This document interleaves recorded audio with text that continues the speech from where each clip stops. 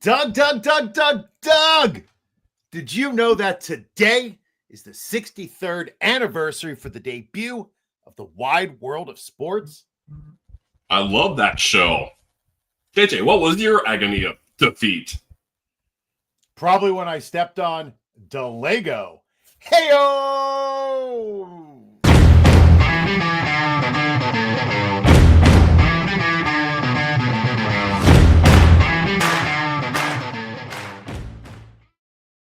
Why live easy when you can die hard? Welcome to the Diehards. I'm your host, JJ Wenner, and I am joined by the fantasy orthical himself, Doug Orth. We all know crushing the early rounds is a key to a championship run, but winning your league happens in the middle rounds. Tonight, Doug and I dig deep to uncover the QB and RB gems who could turn your roster into a juggernaut. Let's find your next breakout start. But before we do, Doug, please make sure you do all the good things to support the show. Like, subscribe, and hit the notification button. Doug, anything the good people should know before we begin? Well, breakout is hard. The term breakout is hard to define, but for our purposes, we are defining it today as a player who has never performed or lost their jobs in previous seasons. Mostly players who are going to outperform their 2024 finishes. Sounds simple to me, but before we start, Jody and the crew at Full Time are hard at work on the 36th edition of the Pro Forecast magazine. Now, make sure you are tuning in over the summer for your chance to win a copy and dominate your home leagues. Doug, speaking of domination, yes, sir. Kick us off with your first QB breakout. Well, this is someone I expect to dominate. So, yes, sir.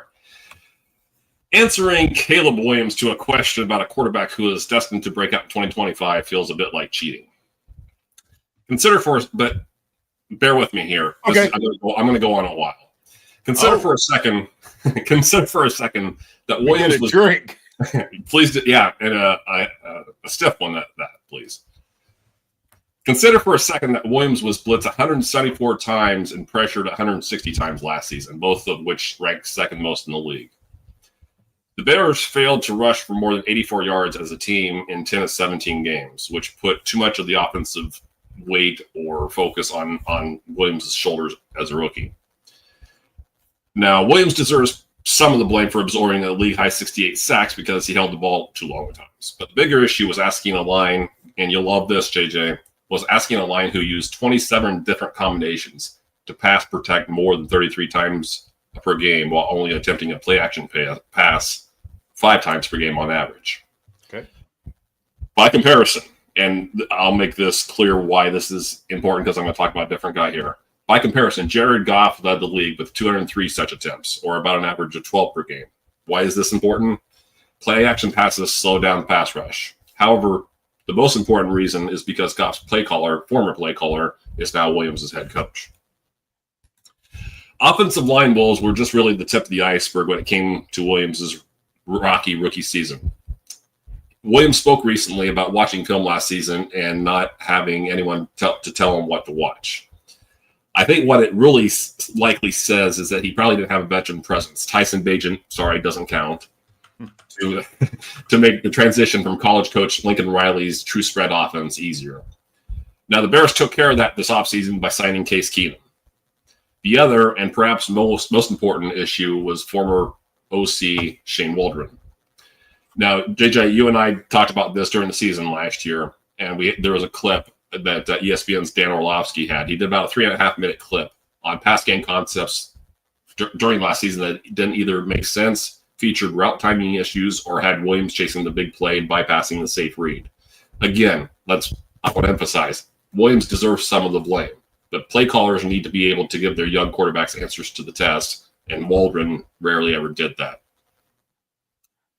I did save the best for last, however. Williams goes from arguably one of the worst play callers in the league to the best and most creative in Ben Johnson. Chicago added Luther Burden and Colston Loveland to a passing catching group that already had DJ Moore and Ronald Udze. And the offensive line, well, Joe Tooney has been one of the best interior offensive linemen for several years. New center Drew Dahlman has graded out as a top 5 center in each of the last 2 seasons. If Williams was able to throw for 3,500 yards and 20 touchdowns when everything basically went wrong last year, then I don't think 4,000 plus yards and 30 total touchdowns in 2025 seems all that unrealistic. What are your thoughts, Jay, about Caleb Williams? You know, in the games that I watched of the Bears last season, it was pretty obvious on how poor the offensive line was. So to say that he's going to be better this year, I think no matter what, if that offensive line did anything more than last year, he was going to be better. I think when you throw in the new coach, the new offensive scheme, there's no place for him to go but up. So as long as he didn't develop any habits that he can't get rid of, I think the sky's the limit for young Caleb Williams. And let me just add on to that. He almost ran for 500 yards last year. So from a fantasy perspective, you got to think Ben Johnson's probably going to lean into that as well. I'd be shocked if he doesn't rush for a similar amount, if not more, this year. So, yeah, to me, this is an easy, like I said in the beginning, I think feels like cheating a little bit by answering Caleb Williams here. But that's my number one potential breakout. All right, Doug, who do you have as your second quarterback breakout? Well, as we are fond to say, this is a fantasy podcast and a Jets podcast. So You're not going to do this, are you? Tyrod Taylor.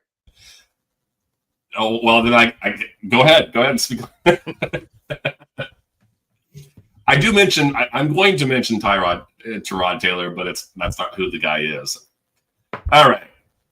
JJ, your boy, Justin Fields is about to enter his 5th NFL season, and it could be argued that last year's conservative Steelers offense was the closest thing he's had to a decent offensive environment. He consistently worked behind poor offensive lines over his first 3 years in Chicago.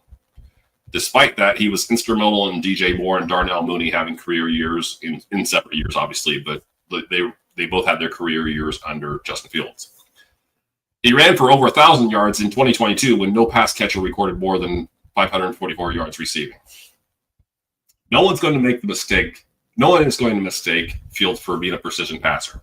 In fact, his inconsistency as a passer is part of the reason he has been deemed expendable or benchable twice.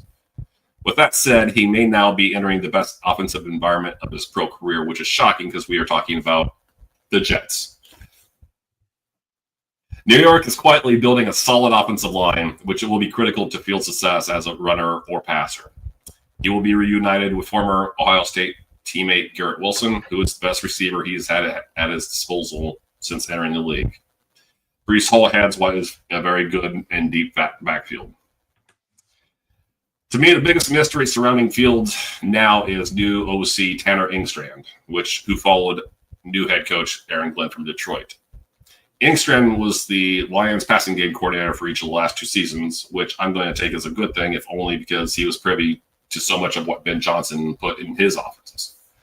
However, the bigger story is actually Green, in my opinion, whose defenses gave up an average of 90 yards rushing to Fields in 5 meetings when Glenn was at Detroit and Fields was at Chicago. It seems reasonable to expect Glenn and Engstrand to weaponize Fields as often as possible, if only because they know they have a similar quarterback in Tyrod Taylor to get them through a game or 2 if Fields gets hurt. I would not be surprised if Fields is spearheading a run-heavy offense that tries to emulate the offenses of the Ravens or Eagles. All right. We said this is Jets podcast, so wax poetic about Justin Fields, please. I like Justin Fields instead of Zach Wilson during the draft. Yes. I wanted Justin Fields to be the pick. Now, knowing the Jets, we would have broken him anyway. But what I have to say is I found it interesting that the Jets were one of the few teams who voted against banning the tush push. Yep. So it makes me wonder, because of course the Lions also didn't voted against banning it, that it's a type of football that I like. It's a type of gritty football that I'm looking forward to, that I think Aaron Glenn's going to bring. And if they bring any version of the tush push, I think Justin Fields would be great in any type of package like that. With a revamped offensive line, the best weapons he's had. I mean, can he support 3 wide receivers? No. But can he support Garrett Wilson? And can Garrett Wilson perform amazingly with Justin Fields? I think so. Yeah. So I'm very interested to see what Justin Fields can do this year. I know your fantasy points brethren have him projected as QB 20 on the year. I think they're pretty low. And I think with his rushing upside, I think I can't say what I want to say because I will be jinxing it, but I think he can be a QB1. Not the, but no. a QB1, right? Articles are important. They are important. Unfortunately, my students don't know how to use them. Oh, Lord, it's a nightmare. But, right? He should finish top 12 if he's healthy. Think about if I have this number in my head about like 800. I think he can run for about 800 yards. Think about how difficult it would be for him to run for 800 yards and not be a low-end QB1 at worst. And I don't think he's already rushed for 1,100 yards once. I know there's been circumstances to prevent anything close to a repeat of that, but that's what the Jets offense is going to be. They're going to weaponize Fields. And I think there's a reason that Aaron Glenn, his first quarterback, the first quarterback for his first head coaching job was Justin Fields. I think there's something to that. All right, sir. Well, your mouth to God's ears. Yeah. So speaking of mouth to ears, who's your Doug, how about you let me handle the segues? Oh, dear Lord, that was creepy. Keep your mouth away from my ears. They're very sensitive. And but that's not for you, my friend. Who was your quarterback breakout, JJ? And shut up with the commentary. Last season, my buddy who doesn't say weird things about my ears, Joe Harlow, was all over Drake Maye in the pre-draft process. He loved Drake Maye. I had my doubts, mainly because he was heading into a terrible situation with an inexperienced coach, subpar receiving options, a putrid offensive line. The thought was, right, in the big draft, what do you call that, industrial complex? That Jacoby Brissett was going to take all the lumps while Maye marinated. Well, that lasted for about 5 games, Doug, before Maye was thrown on the grill himself. And how did the rookie do? I'd love to say fantastic, but it was all right. He did all right. He was the QB 14 once he started from week 6 to week 17. He posted a 66.6% completion percentage, 2,200 yards thrown, 15 TDs, 10 interceptions, all while having the 12th worst time to throw in the NFL. The highlight, though, was Drake posting the 8th best rushing grade for a non-running back, while averaging 3.81 yards after contact, which was ahead of Jaden Daniels, Anthony Richardson, Josh Allen, Lamar Jackson. I believe because of his rushing upside, he's going to be able to crack the QB1 tier this year, finishing in the top 12. I think there is a good possibility of him rushing for over 500 yards, if not 600. And then you look at the team itself. On the offensive line, they added Garrett Bradbury and Morgan Moses from free agency. They drafted Will Campbell. These additions immediately make the line less offensive. They added Stephon Diggs and Mac Hollins to their receiving core while drafting Kyle Williams. And even if Diggs, as we saw today, is busy on a boat passing out pink stuff to starlets, it's a major upgrade from last year. And then you add in Travion Henderson, a phenomenal third down option, the best pass blocking running back prospect in the draft this year. And suddenly, it looks like Happy learned how to putt, Doug. Oh. And then they bring in a respected coach who can be the steady hand that Maye needs to shine. All in all, I feel pretty confident that Drake Maye can finish in the top 12. What do you think about Drake Maye? Well, I just wanted to reference the whole Diggs thing real quick. You know, I saw something on the X that says that him and Cardi B are a thing. And I'm not at all about pop culture, but I would love to bring up a Cardi B song, but I don't listen to today's music. So anyway, what do I think about Drake Maye? I think you nailed it. I don't know that there's a part of his not resume, but a part of what is important to fantasy that hasn't improved from last season. The coaching's going to be better. The offensive line is going to be exponentially better. The weapons are going to be better. Even if we get 80% or 90% of Diggs, which first season off of ACL is probably what we should expect. Kyle Williams is going to be an upgrade. The running game, or you're gonna be able to throw to Travion Henderson, and just I wasn't surprised that Maye performed. I thought Maye was eventually going to perform well. I had no idea what he did in his rookie season blew my mind. I didn't expect him to run like that in year one. I didn't expect him to be able to basically prop up not carry the offense, but raise the level of play on what was basically, I don't want to say a talentless offense, but not a very limited talent offense. So, yeah, Drake, you nailed it. Drake Maye's a great one. Yeah, having spent the weekend at my daughter's wedding, that's how you know you're old, up in Newport, Rhode Island with all my Boston family. Boston. You know, when they asked me about the Pats this year, I'm like, man, how did you find another QB? Right? So many teams swing and miss, and seemingly they have seemed to find it. But although I hate them deep in my heart, I'm glad that they found a QB up there. Now, hello to Floyd Pinkerton. He is saying that the QB is very deep this year. I feel like there are 22 to 23 quarterbacks I can win with. I don't think he's wrong. No, I don't either.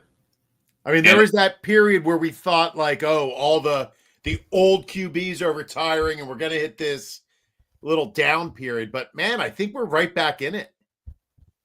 Yeah, and I remember saying probably as recently as 2 years ago, I felt maybe 15 quarterbacks I feel comfortable going into the season. I haven't done any projections yet.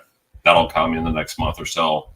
But I don't think he's lying. I don't think he's telling tales out of school here. I think it's getting close to 20. And even if we just use what you said, you referred to fantasy points and having Justin Fields at QB 20. If that's the case, let's just say that their rankings are gospel for now. Okay, I've got 20 then. I've got 20 quarterbacks I feel good with. So, I mean, Stafford's at 22. Ooh, yeah. Right? Yeah. You could do worse. Yeah, I think Stafford will do better than 22. We'll see what happens. But Doug. Yes, sir. And the diehards out there, Dynasty Leagues are without a doubt the fastest growing segment in all of fantasy sports. The Dynasty Football World Championships, now in their 13th season, are underway. Jump in a new startup and draft your own team from the beginning, and you'll be on your way to becoming the next Dynasty King. Drafts start at just $75, with higher options available for the high-stakes pros like that guy. Head to dynastyking.com and look for the Dynasty Football World Championships. Doug, sir, I am interested in what you have to say for Wait, what? Say that again. Listen, for all you diehards out there listening, I generally never say anything nice about Doug. Only because of his ego. I actually do like what Doug has to say, but as the kids would say, I'm going to quit glazing. Wow. Yeah, definitely. Who is your first quarterback breakout? Running back, right? Running back. Running back. What did I say? Quarterback? Yeah, come on, pay attention. Oh, let's rewind. I am sorry. Ignore what I just said. It's 71 days till the expo. His liver shivers. I'm sorry, that's a quote from Floyd. If you had any idea how much bourbon I drank this past weekend, whoo, I think I drank 10 pounds worth of bourbon, whatever that is. Anyway, Doug, I'm sorry. That's Back good to training. running backs, as I said initially. That's good training for the expo there. Good job. My first breakout candidate at running back is someone who was technically a breakout for a little over a month last year before he slowed down and dealt with some injuries at the end. The difference this year is that I think he starts out the season as a flex option and has the ability to ascend into RB2 or even low end RB1 territory. Last year, he was more of a handcuff that just benefited from an injury to the starter right away. Who was that guy? Well, Jordan Mason. Now, Jordan Mason's already 26 years old, but only has 250 touches to his name, 250 touches in the NFL to his name, which makes him a bit of an interesting dynasty asset in that regard. He can probably be had for a late second-round rookie pick because many fantasy managers will automatically value him less because he's 26. Here is why I think he is worth your time to acquire. Aaron Jones played all 17 games last season, but durability has not been his calling card throughout his career. He will also turn 31 late in the season. Jones averaged less than 2 yards per carry inside the red zone last year and has not exactly been a stellar short yardage or goal line back. His effectiveness also waned as the season progressed, which should have been expected for a player who had not topped 213 carries since 2019. I think he ended up with 251 if memory serves. Jones is at his best when on outside runs or in the passing game, whereas Mason had averaged just over 5 yards per carry on runs up the middle a year ago. Mind you, that's in San Francisco, obviously. But the Vikings traded for him shortly after the start of free agency and quickly gave him a 2-year deal, which suggests Minnesota views him as the likely starter in 2026 when Jones' 1-year deal expires. Jones is a free agent at the end of this season, just to be clear. In the meantime, Mason is expected to handle the short yardage and goal line work at the very least. While we all know that touchdowns can be fickle beasts, the Vikings should be in position to score and chew the clock on a regular basis in 2025. Perhaps the best part is that Mason should be comfortable in this offense since Kyle Shanahan and Kevin O'Connell have similar offensive philosophies and Mason should be running behind one of the better offensive lines after the Vikings made some noticeable improvements up front.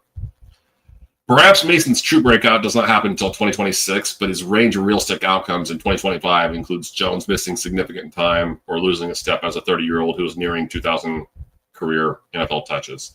And for anybody who does not wonders why I'm focusing on 2,000, there's been a lot of research, a lot of not speculation, but there's a lot of proof to say that running backs start breaking down around 2,000 career touches. That's why I wanted to focus on that. So, again, kind of cheating with the breakout, but what are some thoughts you have about Jordan Mason? I tend to agree with you that Aaron Jones seemed to be losing a little bit of luster last season. I think the door is open for a second string running back or to step into that role on that offense, especially if he misses any time for injury. My biggest concern with every single running back who comes out of San Francisco is injuries. That seems to be their thing. Pittsburgh drafts wide receivers who are crazy, and San Francisco drafts running backs who break. So Kyle Shanahan has a type. He has a type, but he's explosive. Yeah. He's explosive, and if healthy, hell yeah, I'm on board with this. I mean, how cheap can you even get him this year? You could probably get him towards the end of most drafts He might be on your waiver wire, especially for Dynasty. Yeah. Yeah. Oh, uh-oh. Uh-oh. First of Oh, all, no. Sniper Bell says hello. Oh, hello, Sniper Bill.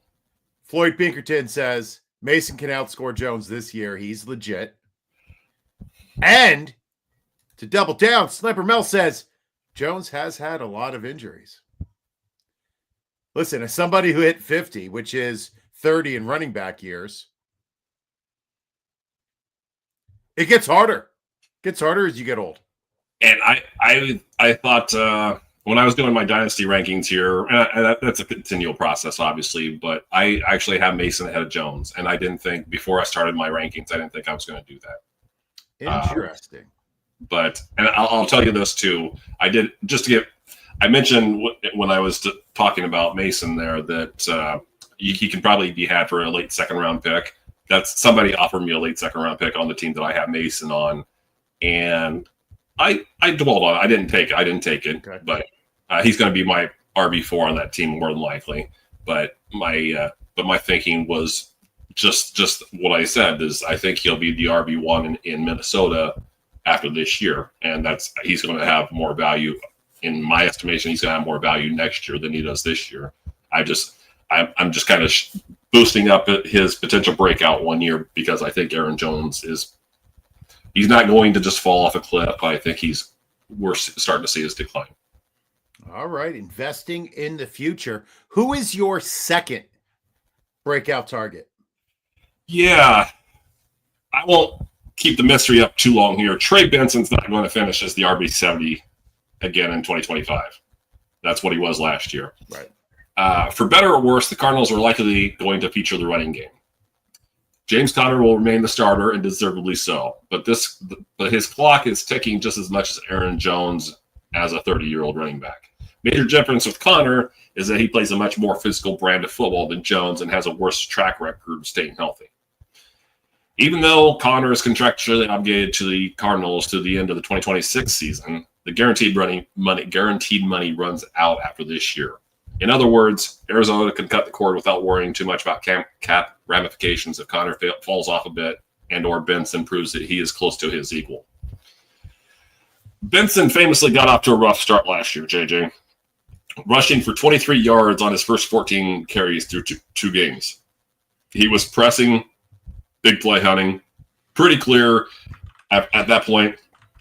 The coaching staff either lost trust in him or just decided the team was better off at that point, riding Conner for as long as possible.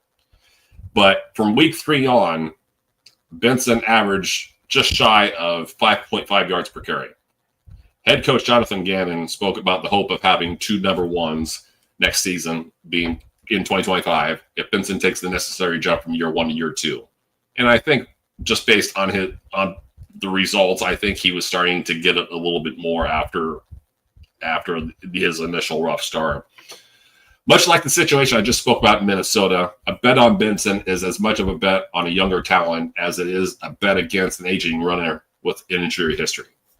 If Aaron Jones and Conner are effective and stay healthy, they will probably hold a significant touch advantage over my first 2 selections today.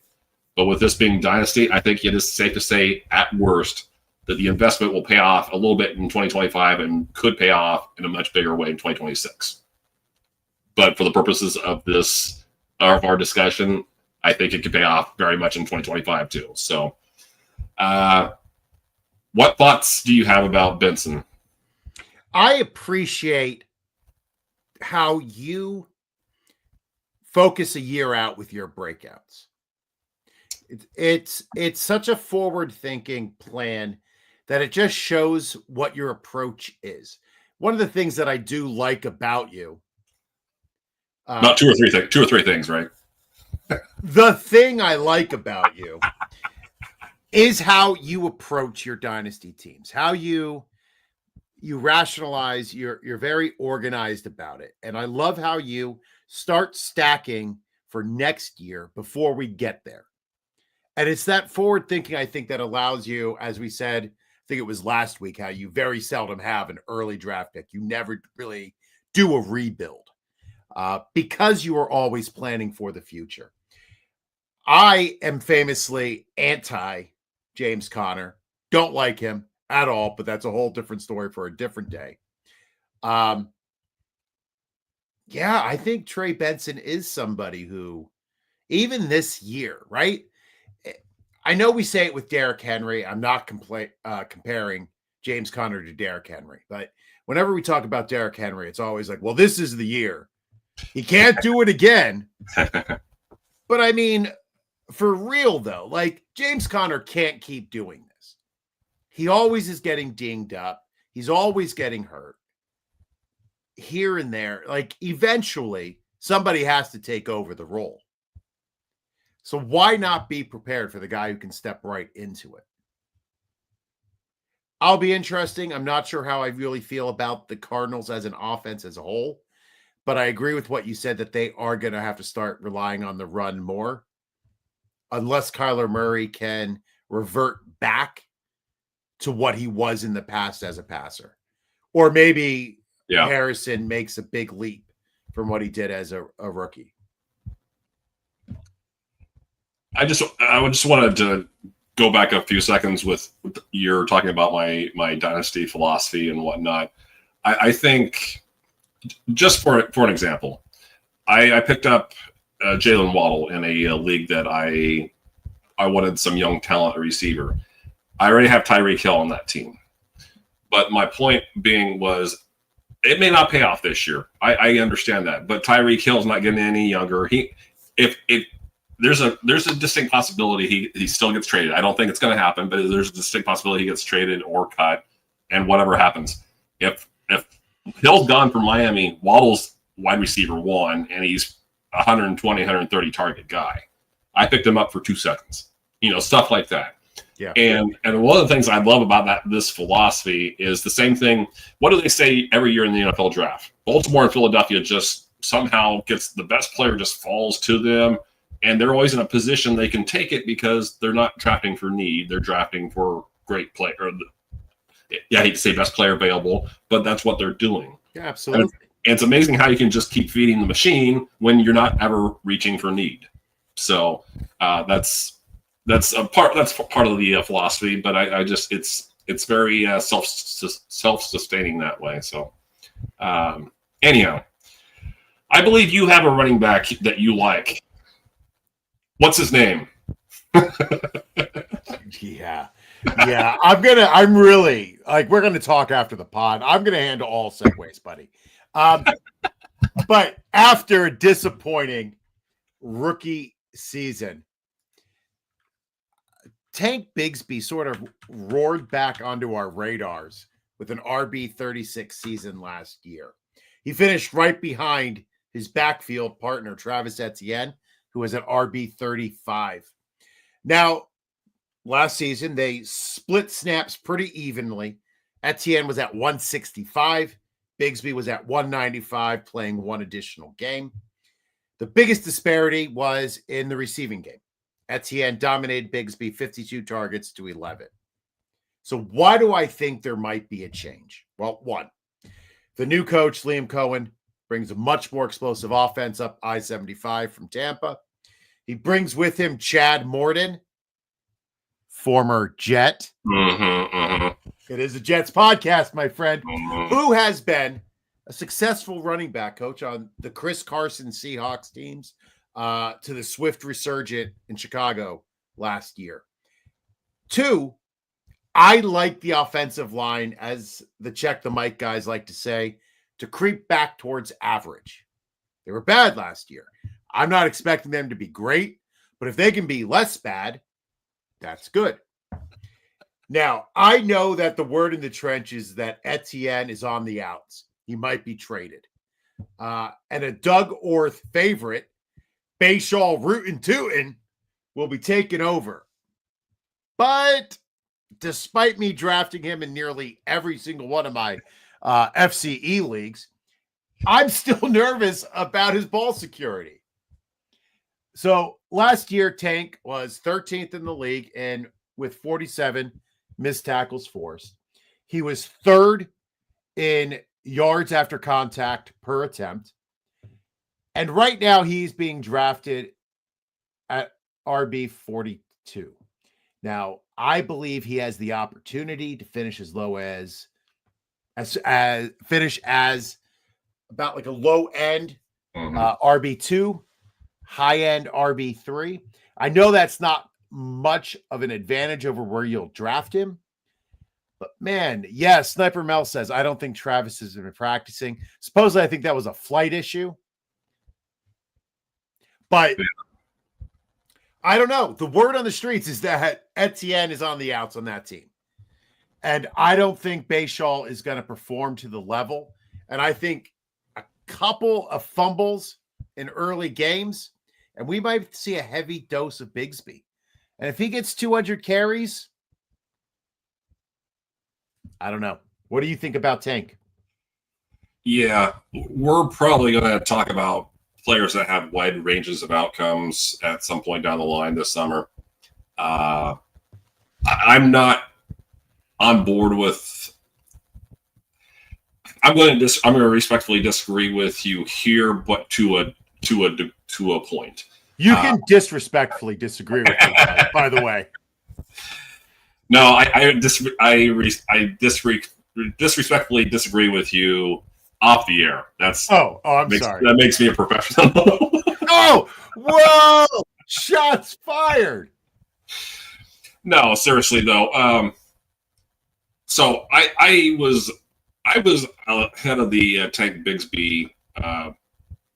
I wouldn't say breakout, but whatever he did last year, there was a lot of good pub coming out of Jaguars camp last year about how things were. He was starting to get it. I'll put it that way. And I think if the Jaguars weren't becoming more of a pass heavy offense, and I think that's what it's going to end up being, I would be more on board with this. I don't think Bigsby gives enough in passing game or enough as a receiver to feel that great about his breakout potential. With that said, now if that offense is, let's say, increases scoring by 5 points a game, which I don't think is that much of a stretch. Okay, they're going to need somebody to pound it in. If Etienne is on the outs, well, Bayshall, who are you going to give the ball at the goal line to? Bayshall Tootin, the guy from Syracuse, can't think of right now. The guy that they drafted in the 7th round. The name is escaping. LeQuint Allen. There you go. LeQuint. Yeah, sorry. Quicker on that. So LeQuint Allen, Bayshall Tootin, or Tank Bigsby. If Etienne's not there, who are you getting the ball to at the goal line? It's going to be the power guy. And Bigsby he was pretty good after contact last year. In fact, that was one of the things that allowed him to do what he did last year, be fantasy relevant last year. So I think, and why am I saying that? Because he's going to get more opportunities. And if a Jaguars offense is scoring 5 more points a game, he's going to get more. So maybe he gets to low end RB2 because he's now scoring close to 10 touchdowns. That's entirely possible, I suppose. If you want to go with that train of thought, then I think RB24 is a possibility. But I struggle with getting too high on players, on running backs that don't contribute too much in the passing game. That's fair. But then again, Trey Benson had, I think, 11 catches, and I think Jordan Mason had about 11 catches last year. So I'm kind of speaking out both sides of my mouth here. So, well, if you want to hear more of Doug speaking out of both sides of his mouth, make sure you're following him on all the socials at Doug Ork. Make sure you're checking out his articles when they start coming out again on FF Today and Fantasy Points. He is not called the Orthical by chance. It's because I came up with that. Doug, who is your third breakout back? Well, one of the more ridiculous outcomes outside of what we just heard JJ transition from. So one of the more ridiculous outcomes for the 2024 season was Sean Tucker going off for 192 yards and 2 touchdowns on 17 touches in a Week 6 win over the Saints. only then to handle the ball 39 more times in 8 games thereafter. I know Bucky Irving needs his touches and deserves all the praise he earned last season. But remind me again, JJ, what does Rashad White offer the team that Irving doesn't? What say that again? What does Rashad White offer the team that Bucky Irving doesn't? Nothing. Is there anything that White does better than Irving? No, I don't think so. I don't either. And there within lies the problem. If Irving and White offer similar skill sets, but Irving is just a more dynamic player, then why is White getting almost 200 touches? Which is redundancy. Maybe only departed OC Liam Cohen knows the answer to that question, or those questions. Maybe new OC Josh Grizzard has a different take on the situation. Maybe. Todd Bowles spoke of the need to get Tucker more involved at the owners' meetings. There's even some thought that Tampa Bay believes Tucker has the talent to be a number 1 running back in the league. What we do know is that Tucker brings more power to the running game that the others don't. What also seems certain is that the Bucs defense will be better in 2025, which should lead to more 4-minute situations in which Tucker can put games away. With that said, my bet is that Grizzard feels less committed to keep White involved than Cohen did. And much like the first 2 running backs I discussed, I like targeting running backs in Dynasty who I know possess something that no one else in their particular backfield has, and stand to benefit 1 year down the road. Now, for the purposes of this particular pod, I'm moving up the potential breakout a year, which I've said a few times already. I'm moving up the potential breakout up a year because I believe there are realistic possibilities, such as Grizzard favoring Tucker's ability to complement Irving over White, in which the players I selected break out a year ahead of schedule. And I want to I pulled off a trade, or at least I had a trade offer to me that I accepted here, speaking of Sean Tucker. And it's going to sound ridiculous on the surface, but I took over an orphan this year, and I'm kind of thinking more about contending for next year. Okay. But anyway, I put Aaron Jones on the block, and I ended up getting Sean Tucker at the 210 for Aaron Jones. Okay. So why did I do that? Because Sean Tucker's 23, and I believe in Sean Tucker's talent. That's number 1. I think Jones is playing for a year, maybe 2 at the most, and I'm not sure we're going to get. I don't think the team I took over is necessarily going to win this year. So Jones doesn't have that much meaning to me. At the 210, I'm not expecting to get Rootin' Tootin' Bayshul Tootin'. It would be great if I could, but I'm not expecting that. Sorry. But that particular team needs a quarterback. I think Jalen Milroe, Jackson Dart is a possibility there. Now, what I'm saying here is I'm getting 2 22, 23-year-olds that I believe in for a declining asset, which, look, I mean, he'll start for me this year until he gets hurt or just gets benched. I don't think that's going to happen. But my point being here is that just like we discussed with the first 2 running backs, I'm not expecting 1,000 yards, 10 touchdowns from Sean Tucker. That's not realistic. The first 2 guys in front, White and Irving, would both have to get hurt before that's going to have any chance of happening. But I do like the talent. I do like the age. And I do want to compete with that team for the next 5 years after this year. So just to give the folks out there an idea of that particular team. Now, if I was contending, that would have been a much harder trade to accept. But I did. I was just happy to get Aaron Jones and his age off of my squad and go forward with more 22 and 23-year-olds. You have any thoughts about Sean Tucker? I'm all about going forward with 23 and 24-year-olds. No, I'm just kidding. Way too old for that. Sean Tucker, Drake favorite, our buddy Drake out of Syracuse. Yeah. This is the one where I was a little bit like, God, it just seems like a tough path to relevance with rookie Bucky Irving, right? He's second-year player in front of him. Rashad White, this is what, his 3rd year? 4th, I think, but it's last year of his contract, yeah. And that's another reason. That's another reason. But you're right. I mean, that breakout game, he looked electric. And it's very interesting that they didn't go back to him. So I don't know what that means. I think we all kind of agree that Liam Cohen is a great offensive coordinator. So there had to be a reason behind it. Yeah. But it could just be the reason that Bucky Irving was that good, right? He's him, as the kids would say. He is him. That's right. So, but if you can get the guy behind the guy, especially also getting the 210, maybe Jalen Milroe, that's a good poker chip for Aaron Jones. I like that. I like that move. Is there anybody else we should be talking about right here? Anybody stick out to you? Any names you came across and you were like, I thought about Michael Penix for a QB breakout.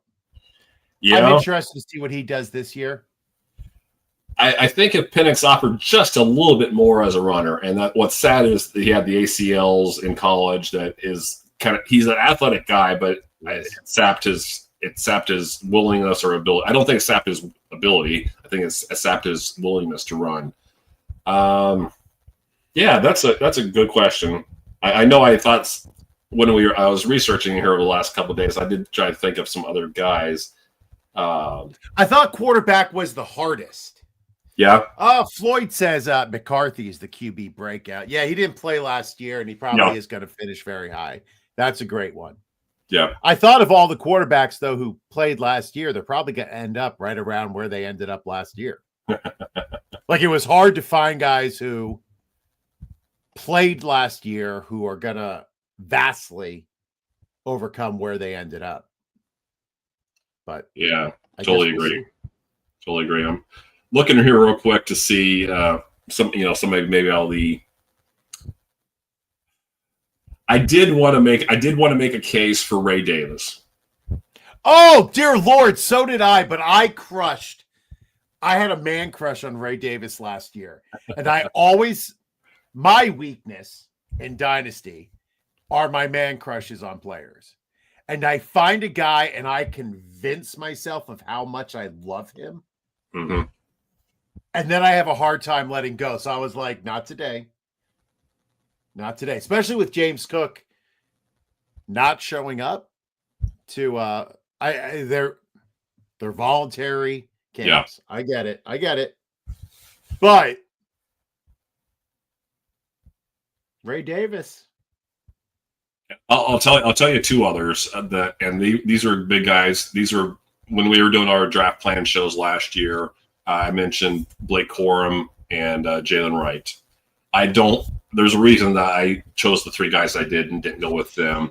But I think the common belief or the common approach in fantasy is if someone burns you one year, you avoid them the next. And I used to be that way. And then I realized, look, there's a reason I liked these guys. And just because I can't always predict when the year that they're going to smash doesn't mean that they all of a sudden became a bad player. Blake Corum, I thought, was more productive than Kyron Williams last year. Not productive, more efficient. More efficient. Okay. Yeah, there's no question about the production. Jalen Wright, for whatever reason, Jalen Wright stood out to me when he played, but he barely played.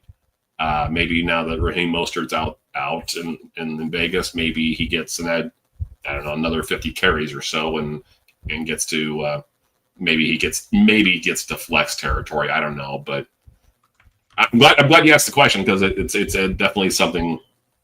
Isn't Jalen Wright in Miami? Yes. Oh, probably. I said Vegas. I'm sorry. No, I said with Raheem Mostert going to Vegas. Got you. But I think with both of those guys now, we're talking about competition coming in. Ollie Gordon, I know we didn't really like him that much during the pre-draft shows. He can be a thumper. That's what Miami needs, a thumper. With the Rams, they got Jarquez Hunter. Whether or not, I don't think that's an indictment on Blake Corum, but I also not 100% on that. So that's why I was less convinced about using those guys as potential breakouts. All right. Well, it is time to say goodbye. Let the people know where they can find us and any final thoughts you have, Doug. Yes, JJ. No. You see my Twitter and Blue Sky handle there on the screen, DOUGORTH. That's where I'm at. That's what you'll find me. Again, yeah, right. I'm not JJ Winter. I'm Doug Orr. Thank you. You could only dream, my friend. Only dream. Well, JJ is him. So let's be clear. JJ is him. So, but anyway, let's see. As I said last week, my first articles on FF Today won't come out until maybe early to mid-June, so we're looking at a couple more weeks. Otherwise, that's about all I got. JJ, what's happening with you? For me, I'm at JJ Wenner on the socials. You can follow the pod at FF Diehards on X. Thank you for listening. Please like, subscribe, hit your notifications. Make sure you're following Doug at Doug Orth. Thank you to everybody who tuned in tonight. Be sure to follow Full Time Fantasy on X. Stay tuned for exciting updates about the FFWC. We're going to be back next Wednesday at 8 p.m. talking breakout wide receivers and tight ends with my buddy, Ryan McDowell from DLF. You can catch me tomorrow night on the Rider Dynasty podcast over at Fantasy in Frames, so be sure to tune in. Until then, remember, be safe, be well, and as always, boat drinks, my friends. Boat drinks.